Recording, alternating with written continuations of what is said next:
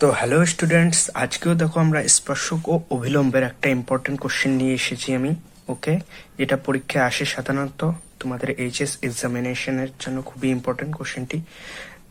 দেখো কি বলছে যে x cos alpha plus y sine alpha is equal to p সরলরেখা যদি এই বক্রকে স্পর্শ করে তবে দেখাইতে বলছে যে p raise to the power m plus n into m raise to the power n into n raise to the power n is equal to এই টার্মটা প্রমাণ করতে লাগবে আমাদের। ওকে, তাহলে সেম ভাবে আমি প্রিভিয়াস ভিডিওগুলি যেগুলো ট্যানজেন্ট নর্মালের আমাদের হয়ে গেছে, সেখানে আমি 12 নম্বর ভিডিওটিতে আমি সম্ভবত একটা কোশ্চেন করেছিলাম এইরকমই, এই টাইপের বলছি একটা সরলরেখা দেওয়া ছিল, সেটা বলছিল যে ওই সরলরেখাটি এই বক্রকে, এই টাইপের বক্রটিকে স্পর্শ করে, তাহলে এইরকম টাইপের প্রমাণ করতে বলছিল। আমি 12 নম্বর ট্যানজেন্ট নর্মাল 12 যে ভিডিওটা আছে সেখানে দেখতে পারো তোমরা। ওকে, সেম প্রবলেম, এটাও সেম একই, খুবই ইম্পর্টেন্ট প্রবলেম। অর্থাৎ এইখানে আমাদের ধরে নিতে লাগে যে এইচ কমা কে বিন্দুতে স্পর্শ করেছে, অর্থাৎ এই সরলরেখাটা এইচ কমা কে বিন্দুতে স্পর্শ করেছে, অর্থাৎ এই নির্দিষ্ট বিন্দুতে এই বক্রটির মধ্যে এই নির্দিষ্ট বিন্দুতে আমরা ট্যানজেন্ট অঙ্কন করব, যা একেও স্যাটিসফাই করবে এবং এর উপর যে ট্যানজেন্টটা অঙ্কন হবে সেটা এটার সঙ্গে সমাপতিত হবে, অর্থাৎ সে রিলেশনের মাধ্যম দিয়ে আমরা এটা প্রমাণ করতে পারি। অর্থাৎ এই নির্দিষ্ট বিন্দুতে আমরা ট্যানজেন্ট অঙ্কন করব যেটা এর সঙ্গে সমাপতিত হবে। ওকে, অর্থাৎ এই পয়েন্টটা একেও স্যাটিসফাই করবে, এই সমীকরণকেও স্যাটিসফাই করবে। ওকে, তাহলে আমরা কি লিখতে পারি, তাহলে গিভেন কার্ভ কি দেওয়া আছে, গিভেন কার্ভ দেওয়া আছে x raise to the power m y raise to the power n is equal to a m plus n. Okay, তাহলে ধরি এইচ কমা কে বিন্দুতে স্পর্শ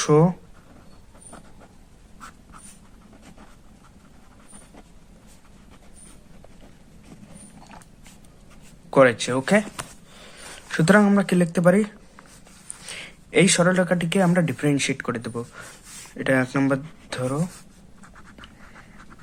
নাও differentiating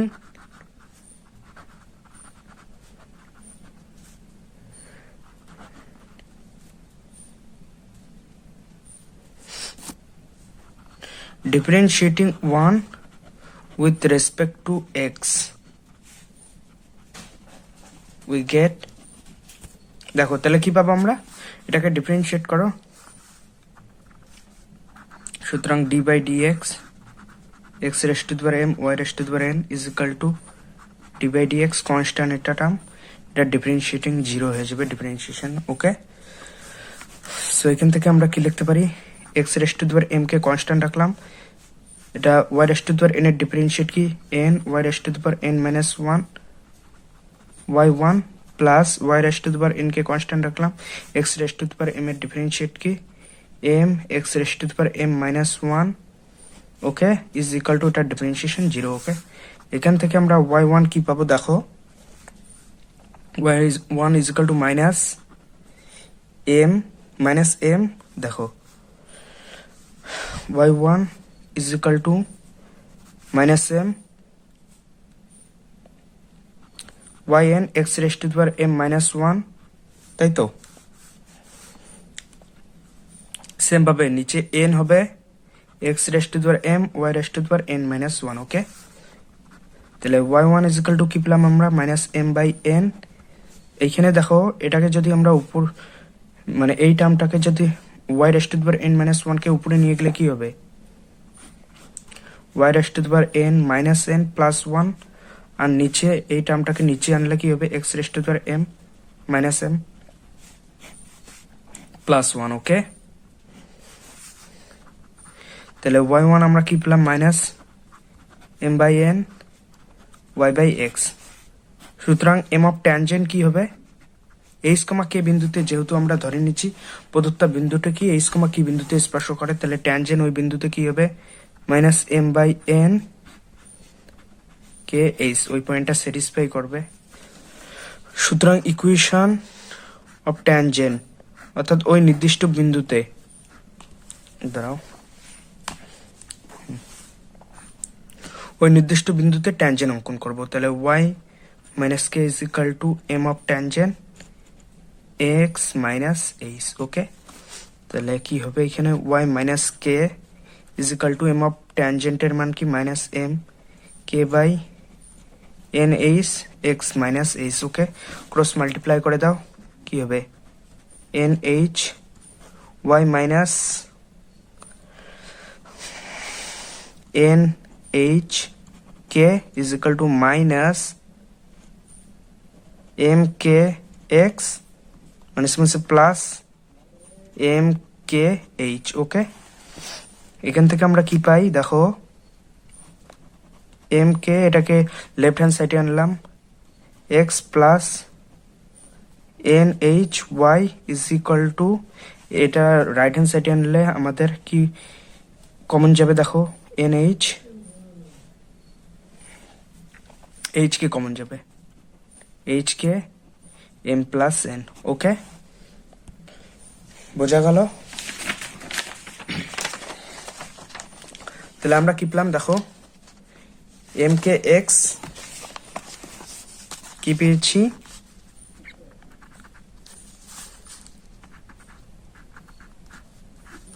M k x plus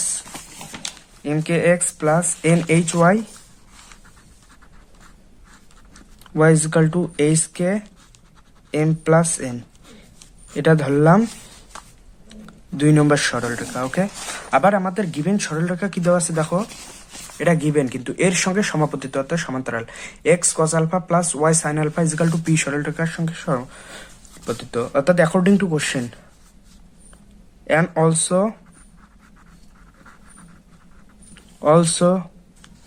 and also x cos alpha plus y sin alpha is equal to p, এটা ধরলাম 3 নম্বর given. তাহলে according to question আমাদের দেওয়া আছে এটা এটার সঙ্গে সমান্তরাল অর্থাৎ এক্স এর কোএফিসিয়েন্টের মানে অনুপাতগুলি কি হবে, সমান হবে কোএফিসিয়েন্টের।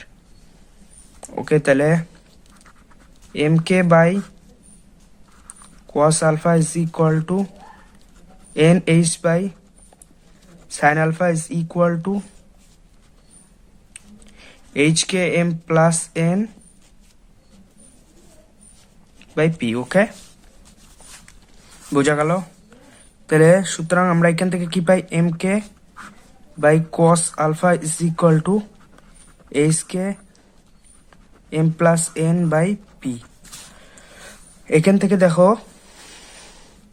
কে কে ক্যান্সেল আউট হয়ে গেল, তাহলে এইচ ইজ ইকাল টু কি পেলাম আমরা, m p by m plus n cos alpha. Okay, তাহলে similarly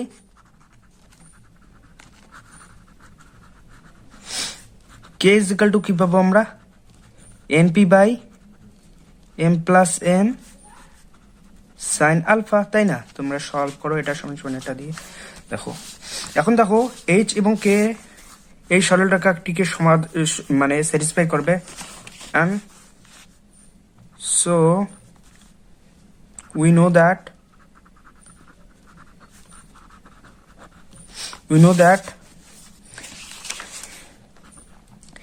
h raised to the power m, দেখো h raised to the power m, k raised to the power n বসে দাও, k raised to the power n,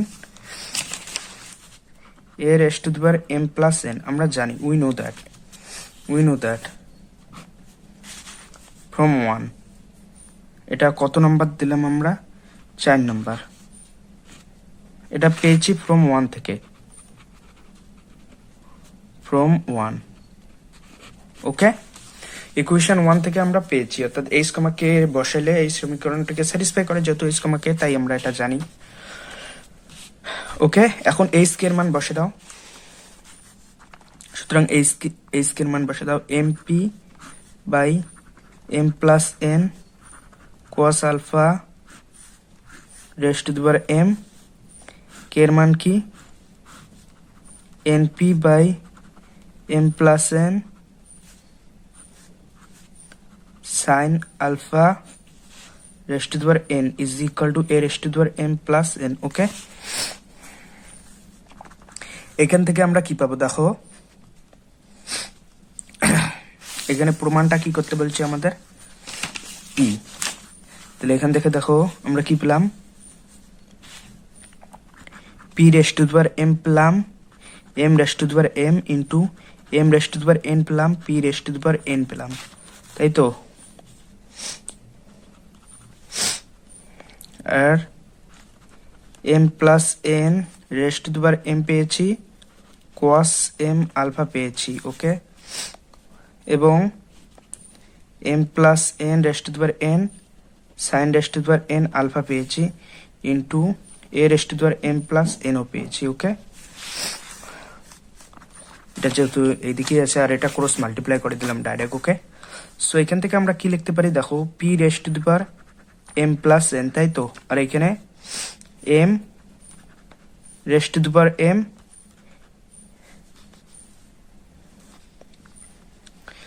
এখানে দেখো এই sorry এখানে একটু ভুল হয়েছে, দেখো এখানে কে এর মান n হবে, এটা না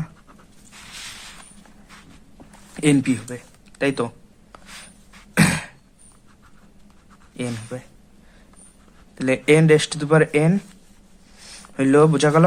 আর এইখানে কি হলো তাহলে দেখো, m plus n raised to the power m plus n, এটা সেম পাওয়ার গুলো অ্যাড করলাম যেহেতু এটা সেম সূচকের নিয়মাবলী অনুসারে, a raised to the power m plus n আর sine raised to the power n alpha cos raised to the power m alpha. Okay, এটাই আমাদের প্রুফ করতে বলছে, তাহলে প্রুফড,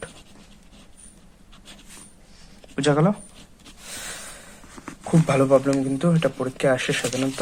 তাহলে বোঝা গেল তো কি করলাম আমরা, খুবই সহজ। প্রথমে কিছুই না, প্রথমে কি করলাম আমরা, দেওয়া আছে যে এই কার্ভ, এই সরল রেখাটি একে স্পর্শ করে, দেখা হচ্ছে তাহলে এটা ইকুয়াল টু এটা। তাহলে আমরা ধরে নিলাম এইচ কমা কে বিন্দুতে স্পর্শ করে, তাহলে এইচ কমা কে বিন্দুতে আমরা স্পর্শক অঙ্কন করলাম, সেটা এর সঙ্গে সমাপতিত এবং তাদের এক্স ওয়াই এর কোএফিসিয়েন্ট গুলো কি করলাম আমরা, কোএফিসিয়েন্টের অনুপাত গুলো যেহেতু সমান, যেহেতু সমাপতিত, তাই কোএফিসিয়েন্ট গুলোর অনুপাতও সমান হবে। ওকে, সেখান থেকে আমরা প্রুভ করতে পারি খুব ইজিলি। ওকে, তাহলে বোঝা গেল।